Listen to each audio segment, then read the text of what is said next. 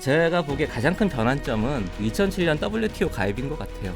WTO 가입 이후에 투자가 오르기 시작했고 가장 본격적인 건 2008년 글로벌 금융위기입니다. 2008년 글로벌 금융위기가 겪으면서 다국적 기업들이죠. 네네. 새로운 투자처를 찾기 시작했잖아요. 그때 찾아보니까 그나마 베트남이 가장 좋은 곳으로 이렇게 네. 자기들 나름대로 판단을 한 것 같습니다. 네. 그래서 우리나라의 그 삼성도 그렇고 LG도 그렇고 그때부터 들어갔고 모든 다국적 기업들이 투자를 본격적으로 집어넣기 시작하거든요.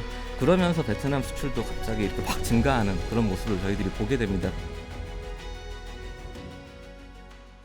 안녕하세요. 동남아고의 고프로 고영경입니다. 오늘은 저희가 베트남으로 좀 관심을 돌려보겠습니다. 베트남은 사실 한국에서 가장 관심이 많은 동남아 국가 중에 하나입니다. 깊이 있는 이야기를 나눠보려고 또 한 분의 찐 전문가님을 모셨습니다. 대외경제정책연구원에서 동남아 경제를 맡고 계시는 우리 선임연구위원 곽 박사님을 모셔보도록 하겠습니다. 네, 안녕하세요. 네, 안녕하세요. 예, 간단하게 본인 소개를 좀 해주시면 어떨까 싶습니다. 저는 대외경제정책연구원에서 근무를 하고 있고요. 주로 동남아 연구를 많이 했습니다. 원래는 제가 아프리카 연구를 원래 했었거든요. 예. 제가 학위 논문은 그 아프리카의 빈곤에 대해서 연구를 해서 박사를 받았고 동남아의 기업 연구 이런 쪽에 너무 관심을 두게 됐어요. 그래서 지금은 거의 동남아 연구만 이렇게 하고 있습니다. 2018년에 신남방 경제실장 이런 타이틀을 받으셨어요. 그래서 사실 신남방 정책을 뭐 꾸준히 추진하는 데서 가장 혁혁한 공을 세웠다 뭐 이런 평가를 밖에서는 받고 계십니다. 과찬이십니다. 네, 베트남 연구를 많이 하셨잖아요. 네. 그리고 특히나 한국 기업들이 베트남에 워낙 투자를 많이 했고 맞습니다. 그러다 네. 보니까 베트남은 일단 우리 인식 속에서는 굉장히 높은 경제 성장률을 구가하면서 빠르게 성장하고 있는 맞습니다. 과거의 한국을 보는 것 같다. 네. 뭐 이런 이야기들도 나왔어요. 근데 2023년 올해 들어서는 조금 뭔가 침체된 게 아니냐 이런 이야기들도 나오고 있는데요. 베트남의 경제 성장을 좀 긴 타임라인으로 이제 뭐 과거와 현재 이런 걸 본다면 어떻게 변화해 왔을까요? 작년 같은 경우 베트남이 예상보다 높은 성장률을 기록했어요. 솔직히 8%의 성장률을 기록했는데 이게 약간 기저효과가 분명히 있긴 있었거든요. 근데 생각보다 너무 높다 보니까 예, 그렇죠. 8%라는 게 정말 올해도 성장률이 좋을 것이다 이렇게 기대를 하면서 한 6.5%를 연초에 예. 기대를 했었거든요. 근데 이 대외 수요가 좀 많이 위축이 된 측면이 있습니다. 그리고 또 핵심 성장 동력으로 베트남이 삼았던 이 수출 부분에 있어가지고 약간 좀 문제가 생겼어요. 이 부분에 대해서 좀 먼저 이해를 해야 될 것 같아요. 베트남 네. 경제가 올해 왜 안 좋은가에 네네. 대해서 설명을 할 때 이 수출에 있어가지고 조금 어떻게 보면 과수요가 있었던 것 같다는 느낌이 좀 듭니다. 미국이나 EU에 있는 바이어들이 엔데믹이 되면서 이제 상품 수요가 막 늘어날 거야. 네. 이런 걸 미리 예측을 하고 너무 많은 상품을 사갔던 거죠. 그러다 보니까 재고가 쌓였는데 재고 소진이 안 된 거예요. 왜냐하면 저희도 마찬가지겠지만 다 해외 여행을 가고 서비스 수요가 증가했지 상품 수요보다는 오히려 수요가 바뀐 거죠. 그러다 보니까 재고가 증가하고 그러다 보니까 다시 또 올해 수출이 줄어드는 그런 모습이 좀 보였고 또 우리가 팬데믹 과정에서 공급망 단절을 경험했잖아요. 그러면서 불안감을 느낀 것 같아요. 바이어들이 좀 더 많이 재고를 늘리자 이러면서 재고를 늘리다 보니까 생각보다 작년은 수출이 증가하고 엄청 좋았는데 올해 같은 경우 이제 작년의 재고 때문에 그 재고 소진을 위해서 주문이 좀 덜 들어오는 그러다 보니까 베트남에서 주로 수출하는 물품들이 전자제품이라든지 휴대폰이나 뭐 이런 것들인데 또 의류까지 옷까지 이런 것도 있겠죠. 근데 그런 것들에 대한 수요가 줄어들었죠. 그러다 보니까 작년 하반기부터 이렇게 점차 줄어드는 모습을 계속 보여왔거든요. 근데 다행스러운 건 올해도 작년 대비는 줄었지만 그 줄어드는 폭이 점차 이렇게 줄고 있습니다. 좀 얇아진다. 네, 네네. 줄고 있어서 하반기쯤 되면은 아마 미국의 재고도 다 소진되고 EU 쪽에 쌓였던 재고도 소진되고 나면 그 수출 시장이 다시 회복되지 않을까 이렇게 바라보고 있어요. 그래서 지금 현재 베트남의 수출이 좀 안 좋아서 조금 뭐 이렇게 우려가 있지만 그게 또 우리나라하고도 또 연결이 되다 보니까 좀 우려가 있거든요. 베트남 시장을 좀 이렇게 전체적으로 보게 되면 저는 베트남이 가장 큰 변화는 물론 도이모이를 생각해야 되겠죠. 그렇지만 그거 이후했다고 바로 뭐 투자 자금들이 들어와가지고 베트남 경제가 화려하게 부활하고 이런 건 아니거든요. 도이모이 직후에는 사실 별 성과가 별 없었어요. 성과가 없었죠. 네. 그렇지만 제가 보기에 가장 큰 변환점은 그 2007년 WTO 가입인 것 같아요. WTO 가입 이후에 투자가 오르기 시작했고 그 다음 가장 본격적인 건 2008년 글로벌 금융위기입니다.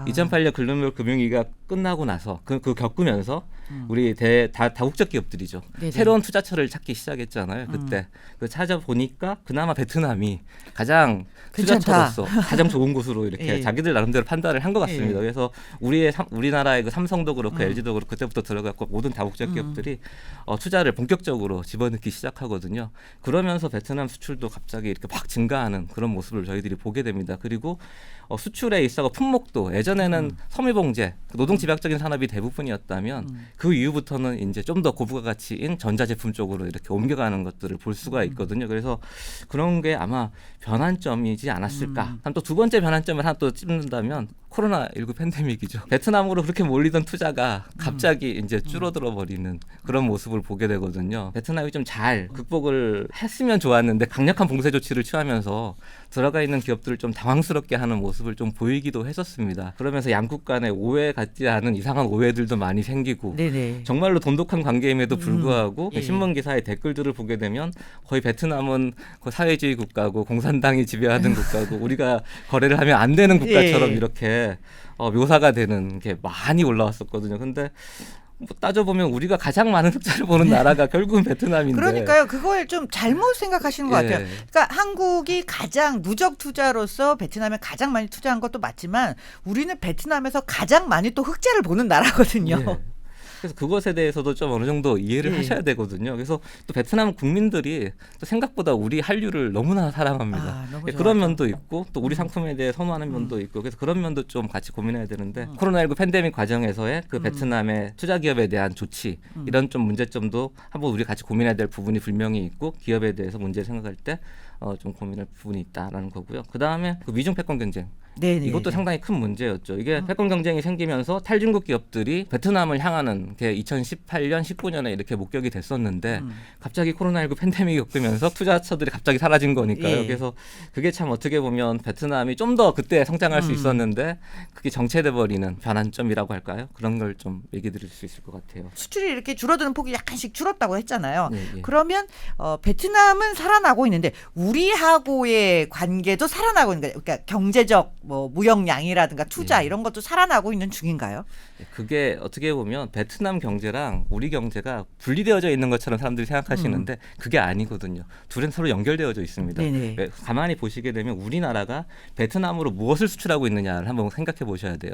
우리가 베트남으로 보내는 수출 품목의 80% 이상은 중간재거든요. 그렇죠. 중간재를 보내서 베트남에서 가공을 해서 그걸 최종재를 만들어서 뭐 미국이나 EU나 중국으로 수출하는 경우도 있고 또 그 중간재를 좀 더 가공해서 우리나라로 다시 가져와 가지고 우리나라에서 좀 더 부가가치를 더해서 그걸 다시 베트남으로 보내서 다시 뭐 최종재를 만든 다음에 또 수출하는 경우도 있고 그렇게 왔다 갔다 하게 되어져 있습니다. 중간재 수출이라는 게 그렇거든요. 소위 말하는 이제 뭐 글로벌 밸류 체인, 서플라이 체인이 그렇죠. 딱 묶여 있는 관계. 공급망으로 서로 연결되어져 있기 예. 때문에 베트남의 대세계 수출이 줄었다. 네. 이거는 결국 한국의 베트남 수출이 줄었다라는 네네. 걸로 이어질 수밖에 예. 없는 거고요. 그래서 올해 우리가 베트남 수출이 줄었다 이렇게 자꾸 얘기를 하는 이유가 베트남의 대세계 수출이 줄었기 때문이다라는 거거든요. 그렇지만 다행스러운 건 아까 말씀드린 대로 베트남의 대세계 수출이 조금씩 이제 회복되어지고 있다라는 측면이죠. 그러면서 우리 수출도 다시 조금씩 늘어나지 않을까 이렇게 좀 기대를 하는 거고 지난달이죠. 8월달. 8월달에는 양의 그 증가율을 다시 보인 것으로 이렇게 예. 저희들이 알고 있습니다. 상반기에는 사실 실업률도 좀 증가했다고. 예. 특히 노동집약적인 산업에서의 문제점인 것 같아요. 그래서 베트남이 얼마 전에도 그 노동집약적인 산업에 대해서 지원하던 것을 중단하겠다는 얘기도 한번 한 적이 있었거든요. 그러면서 우리 그쪽 나가 있는 산업 종사하시는 분들이 한번 또 이렇게 의의를 제기하면서 문제가 되기도 했었는데요. 근데 가만히 한번 생각해 볼 필요가 있는 것 같아요. 베트남 내에서 가장 많은 노동자가 종사하는 기업은 여전히 노동집약적인 산업입니다. 저 의류 신발 봉제 뭐 이런 의료 신발 쪽이죠. 봉제들이죠. 근데 그걸 갑자기 지원을 중단해 버리면 그쪽에 종사하던 분들이 일자리를 잃어버릴 수도 있는 거예요. 그래서 그런 것에 대한 걸 베트남 정부도 좀 고민을 하면서 정책을 추진해야 되는데 상당히 급한 것 같습니다. 좀 더 부가가치가 높은 산업으로 지원을 그쪽을 더 많이 해주는 게 낫지 받지 오히려 이렇게 부가가치가 낮은 산업에 대해서 지원하는 건 좀 시간 낭비가 아닌가 뭐 이렇게 생각하는 것 같은데 근데 결국 노동자들의 삶을 생각한다면은 그 유지를 하는 게 중요한 거죠. 그래서 어떻게 그 노동자들을 서서히 고부가치 산업 쪽으로 전환시켜 나갈 수 있을 것인가에 대해서 고민을 같이 해야 되는데 아직은 그런 고민이 베트남 정부는 좀 덜한 게 아닌가라는 생각을 하고 있습니다. 그래서 직업교육이라는 것도 예전엔 노동집약적인 산업에 대한 직업교육을 했다고 하면 이제는 그 노동집약적인 산업에 종사하시던 분들이 나와서 좀 더 높은 고부가치 산업에서 종사할 수 있도록 하는 교육이라든지 그런 기회를 만들어야 되는데 그게 조금 부족하다. 그게 좀 만들어지고 난 다음에야 이 노동집약적인 산업을 포기를 하든 뭐라든 이렇게 할 수 있다라는 생각을 하고 있는데 그게 좀 아쉬움으로 좀 지금 남고 있습니다. 그래서 지금 그쪽 그 학자나 관료들을 만나면 그 이야기를 요새 많이 하고 있어요. 베트남도 어느 정도 소득이 높아지다 보니까 선진국들의 ODA 자금 공급도 줄어들고 있는 추세거든요. 그리고 우리나라도 이제 점차 줄여나가려고 하고 있고요. 그래서 그 ODA 자금을 어떻게 활용을 해서 좀 더 노동자들의 기술을 업스킬링하는데 활용할 것인가에 대한 고민을 한번 해볼 수 있을 것 같아요. 그리고 기술 이전에 대한 걸 베트남이 지금 계속 요구를 하고 있거든요. 그 기술 이전을 해주는 방법에 있어서도 좀 고민이 좀 필요하겠죠. 베트남 정부 스스로도 기술 이전을 어떻게 받을 것인가, 그러니까 요구만 하지 말고 그렇죠. 자기들이 기술 이전을 받을 준비를 해야 되거든요. 근데 전혀 준비가 안 되어져 있는 것 같아요. 제가 보면은. 그래서 제도적으로 먼저 완비가 되어져야 되는데 제도적으로 완결된 것도 아니고 그러니까 우리 기업들이 마음 놓고 이렇게 기술을 넘겨줄 수 없어요. 솔직히 말을 하면 넘겨줬다가 어느 순간인가 어디로 흘러갈지 모릅니다. 그 기술이. 그러다 보니까 그렇죠. 그런 불안이 그런 리스크, 위험 요인이 항상 존재하고 있는 거죠. 그래서 그런 것 때문에 그 제도적인 뭔가 완결성이 좀 필요한데 그런 게 좀 많이 부족한 것 같아요. 그리고 다른 아세안 국가들보다도 기술 이전을 받을 이 데이터상에서도요. 기술 이전을 받는 건수라든지 이런 게 낮습니다. 아세안 다른 나라들보다도. 그러니까 자기들 스스로 준비가 안 된 거예요. 제가 보기에. 확실히 자기들이. 제조업 중에서 고부가 가치로 가는 데 있어서 층이 굉장히 얕고 중소기업도 그만큼 준비가 안 돼 있는 민간에서도 준비가 안 돼 있고 정책적으로도 아직 준비가 안 돼 있다. 갑자기 너무 많이 들어오니까 그런 것 같습니다. 제 생각에. 그동안 너무 외국인 투자 자금이 많이 들어오기도 했고요. 그러니까 그쪽 산업으로 그러니까 자기들이 선별적인 투자 유치를 요새는 하고 있잖아요. 베트남이 선별적인 투자 유치를 하면서 갑자기 그런 고부가치 산업 쪽에서 투자가 늘어나다 보니까 그쪽에서 요구하는 건 노동력 공급을 요구하는데 노동력은 없는 거예요. 인지 거의 베트남 실업률은 2% 3%대거든요. 완전 고용 상태고. 그래서 노동자 구하기 어렵다 그러면 베트남 정부 하는 말은 농촌에서 데려올게 이러는데 농촌 지역 가봐도 이제는 올 만큼 다 나왔거든요. 그러면 방법은 이제 다른 데서 빼오는 방법밖에 없는데 그 빼오려면 이미 노동 집약적인 산업에 종사하시는 노동자들을 데려와야 되잖아요. 근데 거기서 이제 문제가 생기는 거죠. 그래서 그런 데서의 직업 훈련을 어떻게 해줄 것인지, 그 전환 과정을 어떻게 좀 안정적으로 이렇게 가져올 수 있을 것인지를 좀 같이 고민할 필요가 있다. 그런 쪽에 우리가 좀 관심을 두면 우리도 뭔가 역할을 그 가운데 찾을 수 있지 않을까. 이렇게 사실은 또 한편으로 생각하면 이게 그냥 ODA라고만 생각할 것이 아니라 한국 기업들이 거기서 계속 활동하기 위한 꾸준한 인력 확보라는 의미에서도 필요한 작업일 것 같습니다. 한국과 베트남에서 조금 더 시야를 이제 다시 넓혀볼게요.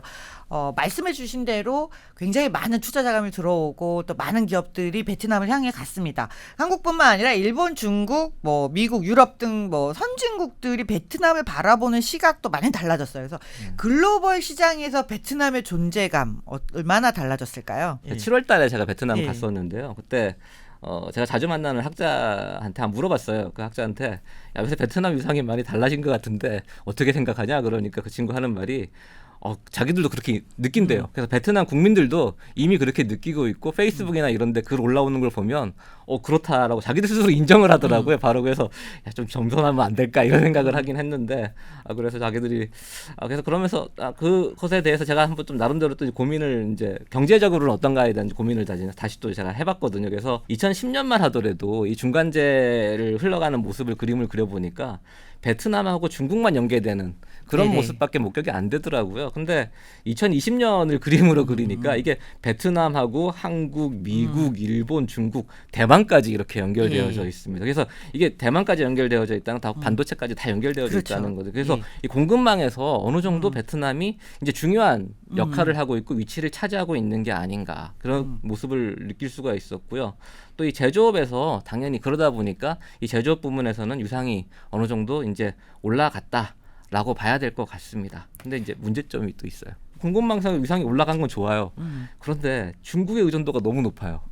중국에 대한 수입 의존도가 너무 높고 중국에 대한 수출 의존도도 높고 그러니까 베트남은 중국한테 수입을 하지 않으면 더 이상 제품을 생산할 수 없는 상황인 그렇죠. 것 같습니다. 네. 그리고 자국 기업들이 그런 소재나 부품을 생산할 수 있는 역량이 있으면 중국과 문제가 생겨도 뭐 다행히 어떻게 해결해 나갈 수 있겠지만 그런 상황이 아니거든요. 잘 아시겠지만 베트남 같은 경우 자국 기업들이 상당히 취약합니다. 대부분 네. 다국적 기업들이 다 하고 있는 거지 들어와 있는 예투 기업들이 수출을 책임지고 있는 거지 현재 있는 자국 기업들이 수출하고 있는 경우 상당히 얼마 안 되거든요. 포션 자체가. 그래서 그런 걸 볼 때 이것도 상당히 베트남이 이 글로벌 밸류 체인에서 가치 사슬 속에서 상당히 중요한 위치에 올라온 건 사실이지만 중국과의 관계, 특히 미중 패권 경쟁이 이렇게 치열한데 거기서 만약에 좀 더 문제가 생길 경우 베트남이 혹시나 입장을 잘못 어딘가에가 뭔가 문제를 일으킬 경우 이 경제가 갑자기 흔들릴 수 있는 게 아니야? 그런 위험 요인이 조금 생기더라고요. 그리고 또 그게 또 어떻게 보면 베트남에 문제가 생기면 그쪽에서만 끝나는 게 아니라 아까 베트남과 우리가 연결되어져 있다고 말씀드렸잖아요. 우리가 타격을 또 받는 우리까지도 타격을 받을 수 예. 있다는 거예요. 그래갖고 제가 데이터를 한번 또 모아봤어요. 2020년 데이터를 가지고 베트남에서 수입 시장, 베트남 수입 시장에서 이 50% 이상 점유율을 차지하는 품목들을 한번 다 찾아봤거든요. 그 중에서 중국산이 점유율 50%를 차지하는 게 11개가 나와요. 네네. 근데 그 중에 다시 또 제가 또 바꿔가지고 한국이 베트남에서 수입하는 것들 중에서 우리나라 수입 시장에서 점유율 50%를 차지하는 품목 수를 찾아보니까 25개가 나와요.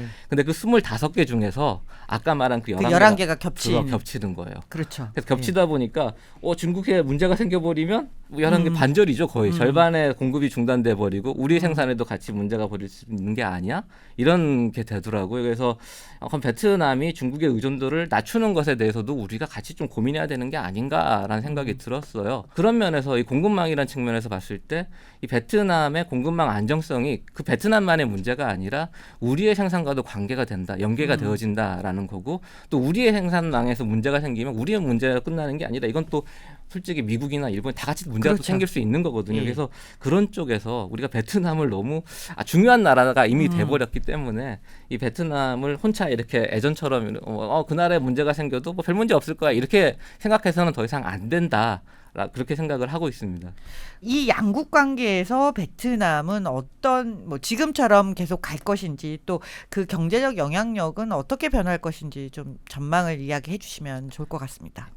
베트남 대외 정책의 대전제를 한번 생각해 봐야 돼요. 이 베트남은 독립과 자주를 강화하는 것이 이 대외 정책의 핵심이거든요. 자기들이 생각하기에. 그래서 독립과 자주를 강화하기 위해서 미중 간에서 균형 유지를 상당히 강조해 왔고 또 그 가운데서 베트남에 가장 유리하도록 그 두 나라를 상대할 겁니다. 그러니까 베트남의 이익이 제일 중요한 거예요. 두 나라의 이익이 중요한 게 원래 아니라. 외교는 그렇게 해야 되는 그게 거죠. 맞는 거죠. 그래서 이 베트남의 이익만 생각하면서 바라보기 때문에 그걸 일단 우리가 항상 머릿속에 염두에 두고 이 두 나라 관계 속에서 베트남이 어떤 전략을 취할 것인가 이걸 한번 생각해 봐야 됩니다. 그래서 이 베트남과 미국이 이번에 이 양자 관계를 포괄적 협력 관계, 그 전략적 협력 관계, 그다음에 포괄적 전략 협력 관계가 있는데 지금 우리나라 같은 경우 제일 높은 그 마지막 그렇죠. 단계에 지금 와 있는 거고요. 중국도 그 제일 높은 단계에 와 있습니다. 근데 미국 같은 경우 지난 10년 전에 포괄적 동반자 관계를 맺은 이후에 한 번도 변함이 없다가 갑자기 이번에 갑자기는 아니죠. 솔직히 계속 노력해 왔죠. 미국 계속 노력해 오면서 설득해 왔거든요. 베트남한테 그렇게 가자, 좀 더 높은 단계로 가자고 했는데 베트남은 계속해서 중국의 눈치를 안 볼 수가 없다 보니까 조금 자제하는 그런 모습을 보였었는데 이번에 이제 바이든 대통령이 베트남을 방문하는 것에 맞춰가지고 그 관계를 격상하기로 한 것 같습니다. 그래서 저는 솔직히 그냥 한 단계 높은 그냥 전략적 동반자 관계로 가는 게 아니야라고 했는데 언론에서 대부분 나오는 보도 내용을 보면은 한 단계 더 높은 이제 포괄적 전략 동반자 관계로 가는 것으로 이렇게 나오고 있거든요. 근데 그 관계가 뭐냐면 다양한 분야에 걸쳐서 양국 관계에서 전략적 이해를 같이 하겠다는 거거든요. 그 다양한 분야라는 데 이게 중점이 있는 거예요. 그러니까 전략적 동반자 관계는 경제 부분에만 포커스를 두면 되는데 포괄적 전략 동반자 관계가 되면 포괄적이 앞에 붙기 때문에 경제뿐만 아니라 문화 또 외교 이런 것까지 안보까지도 이렇게 가야 되거든요. 그래서 그런 분야까지 간다고 하면 혹시 이게 중국을 자극하는 게 아닐까? 이런 염려가 솔직히 되긴 됐었거든요. 근데 베트남에 대해서 솔직히 미국과의 역사를 이렇게 돌아보면 솔직히 전쟁을 한 사이죠. 미국이 어떻게 보면 베트남한테 뼈아픈 패전의 경험도 하기도 했었고요. 그러면서 이번에 오면서 베트남을 가기 전에 그 참전용사한테 훈장을 이렇게 수여하면서 어떻게 보면 좀 베트남과의 새로운 관계를 모색하기 위한 분위기 전환이 아닐까. 그래서 좀 더 그 예전에 참전용사를 다독이는 그런 모습, 미국 내부적으로 그 베트남에 대한 그 조금 더 이미지를 개선하는 그런 방향으로 노력하고 있다라는 걸 좀 느낄 수가 있었는데요. 근데 그런 면은 좀 생각해 봐야 될 것 같아요. 베트남 스스로 좀 문제점이 인권이라든지 아니면 언론 통제라든지 이런 문제는 여전히 좀 있거든요. 있죠. 네. 남아있는 그런 가운데서 정치권에서는 여전히 베트남에 대해서 우려하는 모습이 분명히 여전히 미국 사회에 남아 있습니다. 그렇지만 미국의 국익을 생각한다면 특히 태평양으로 진출하려고 하는 중국에 대한 견제 를 하려고 하면 이 베트남에 대해서 미국이 자기 편으로 안 만들 수가 없는 상태거든요. 그래서 그걸 생각한다고 했을 때 이 베트남에 대해서 어느 정도 이번 단계 높은 단계로 올라가고 또 국방 협력까지는 아니지만 그 밑에 외교적인 협력, 뭐 안보적인 협력 그런 것까지는 어느 정도 할 수 있지 않을까. 그래서 그런 것까지 생각하면서 이렇게 포괄적 전략 동반자 관계를 선언하는 것 같고요. 대신에 대가는 지불해야 되지 않을까. 경제적인 대가가 필요하겠죠.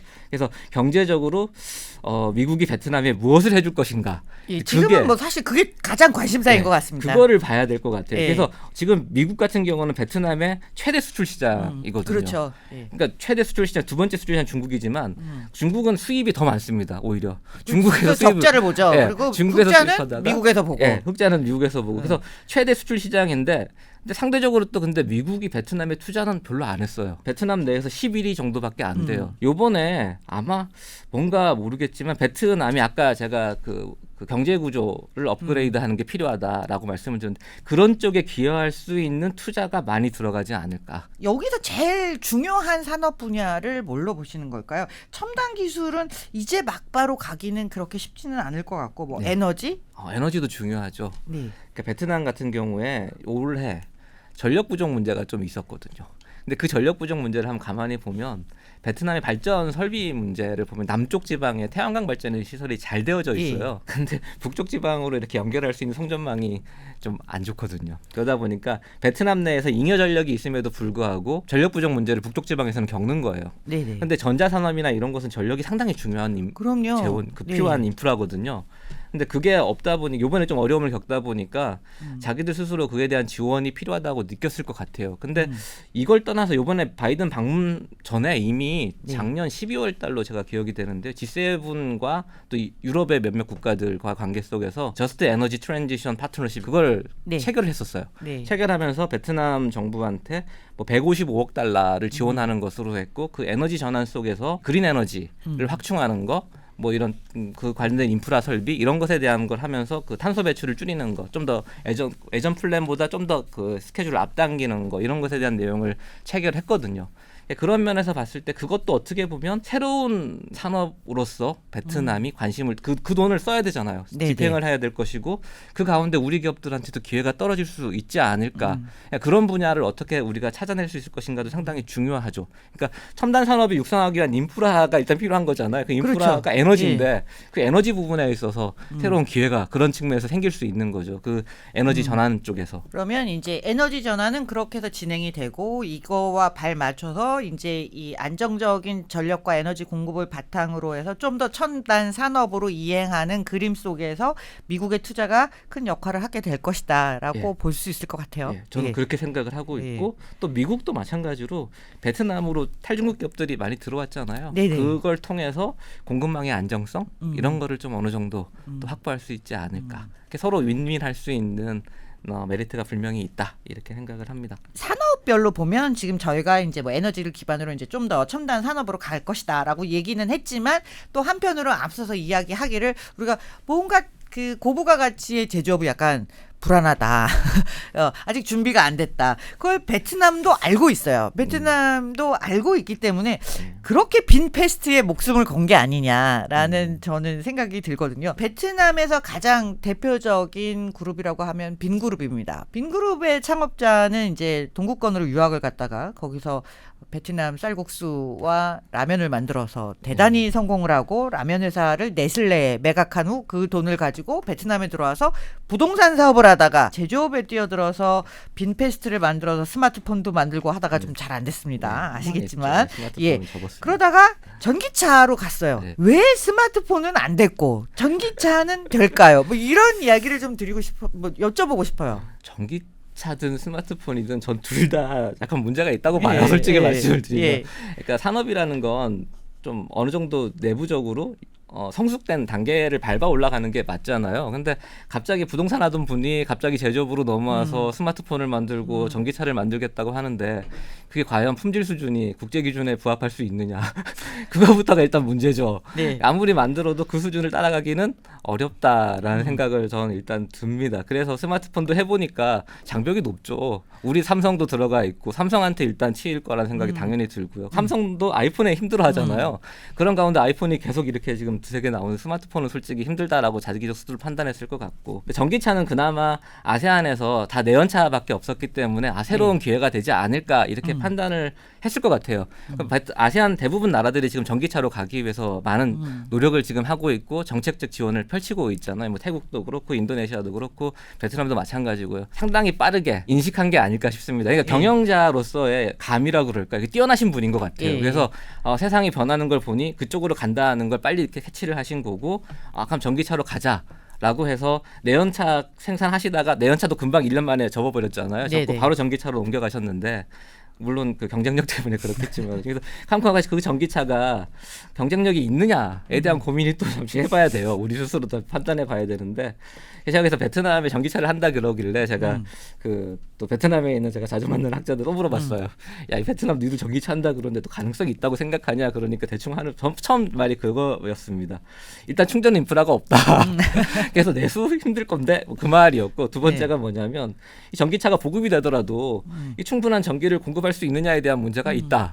그래서 그것에 대한 게 해결되지 않으면 이 전기차 산업이 힘들 거다. 내수적으로는 힘들다. 그래서 만약에 그렇다면 수출을 해야 되는데 이 베트남에서 생산된 전기차가 수출할 수 있는 품질을 가지고 있느냐, 그런 경쟁력이 있느냐라고 저한테 물어보더라고요. 근데 저도 일단 베트남 전기차를 타본 적이 없기 때문에 그래서 제가 또 이제 뭐 이렇게 언론이나 뭐 보도되는 걸 가만히 보니까 좀 평가가 좋지는 않더라고요. 그래서 이게 차라는 것 자체가 내연차도 마찬가지, 전기차도 마찬가지. 물론 전기차가 부품이 내연차보다는 작게 들어가기 때문에 좀 더 쉽다고는 하지만 여전히 그 기술력에 있어서는 진입 장벽이 있구나, 이런 생각이 좀 들었어요. 특히나 뭐 우리 현대차 같은 경우 예를 든다고 하면, 현대차도 미국 들어갈 때 80년대 들어가서 처음에는 잘 팔렸잖아요.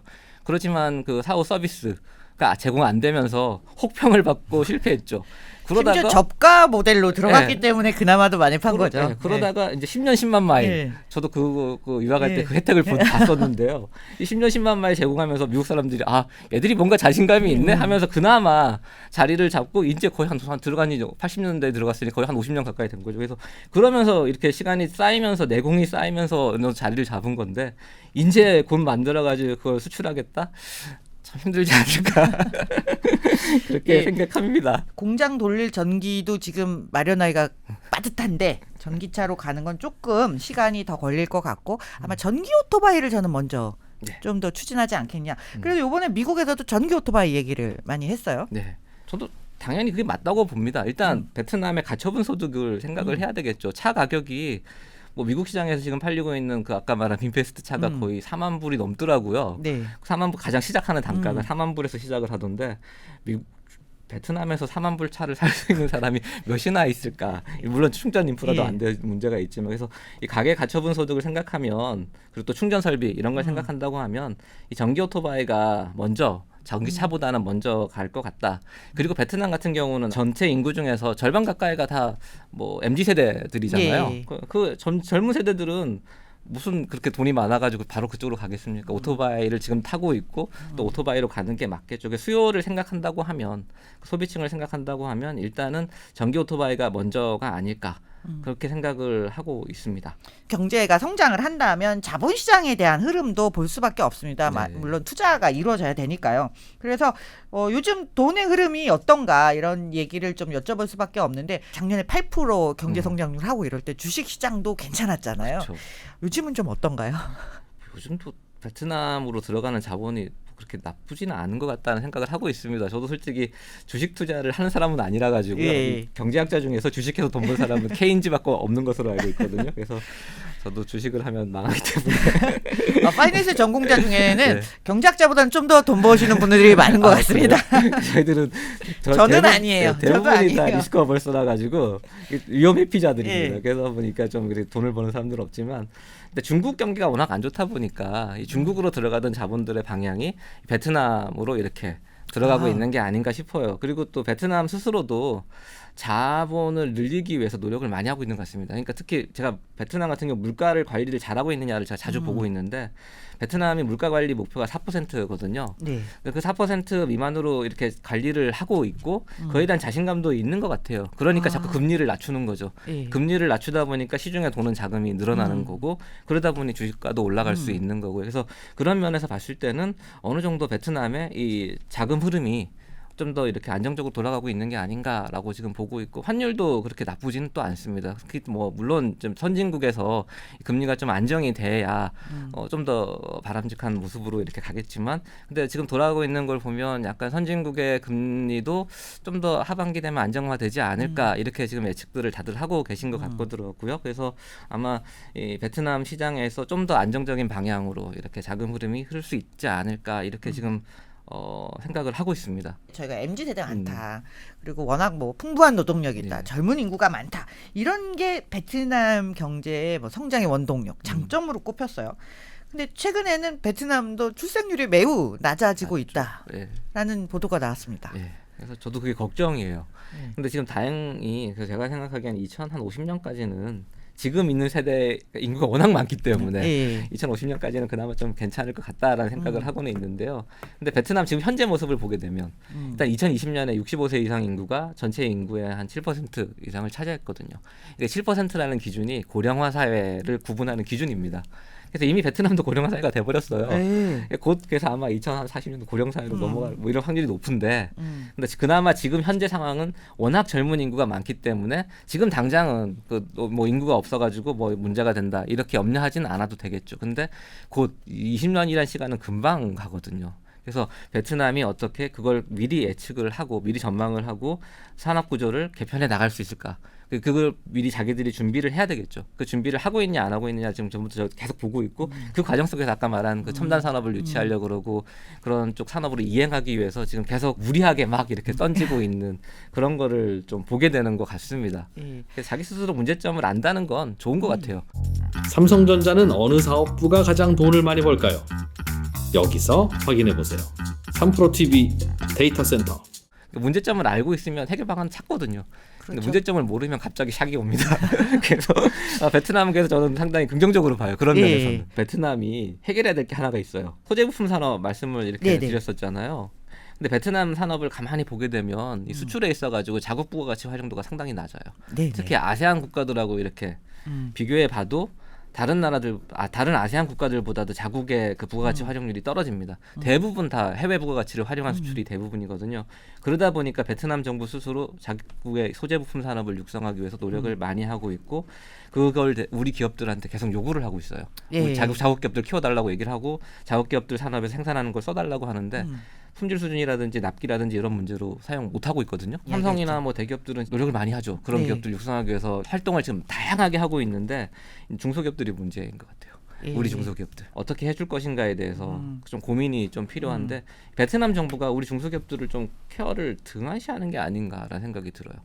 저는 베트남 가면 맨날 그 관료들한테 얘기하는 말이, 베트남에 들어가 있는 기업들은 베트남 기업이다.